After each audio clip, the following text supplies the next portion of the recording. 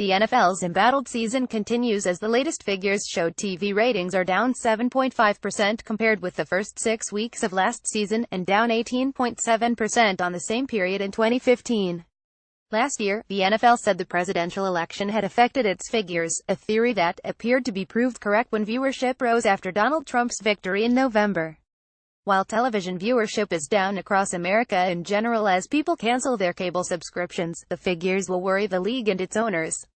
ESPN reported that the league's broadcast partners may have to adjust their revenue forecasts due to the lackluster ratings.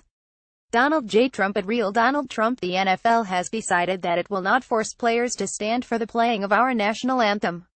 Total disrespect for our great country. October 18, 2017. Many have blamed the decline on this year's national anthem protests, during which players have knelt during the pre-game singing of the Star-Spangled Banner to call attention to racial injustice in the United States. Trump called players who protest sons of bitches, and surveys have shown a majority of white fans disapprove of the movement. In contrast, black fans are generally supportive. However, it is unclear how big a part player protests have played in the drop. NASCAR drivers and teams have not joined in the protests. Indeed, some owners are openly hostile to the movement, but viewing figures have fallen just as steeply. NFL Commissioner Goodell says players should stand for anthem. Video. NFL Commissioner Roger Goodell said on Wednesday that the league wants all players to stand for the national anthem but does not plan to force them. "We believe that our players should stand for the national anthem," he said after the league's annual fall meetings with the team owners in New York. "We want our players to stand. We're going to continue to encourage them to stand." When asked whether the NFL's image has taken a hit in the wake of the controversy, Goodell was to the point. "I understand how our fans feel about this issue, and we feel the same way about the importance of our flag, about the importance of patriotism, and I believe our players feel the same way," he said. "They will state to you, and they have stated to everyone publicly, they are not doing this in any way to be disrespectful to the flag, but they also understand how it's being interpreted. That's why we're trying to deal with those underlying issues." He added, "We have about a half a dozen players that are protesting. We hope and we're going to continue to work to try to put that at zero." The protest movement is haunting the NFL in other ways. Earlier this week, Colin Kaepernick, who was the first player to kneel for the anthem in September 2015, filed a grievance against the NFL and team owners, claiming there has been collusion to keep him out of the league. Kaepernick has been without a team since leaving the San Francisco 49ers in March.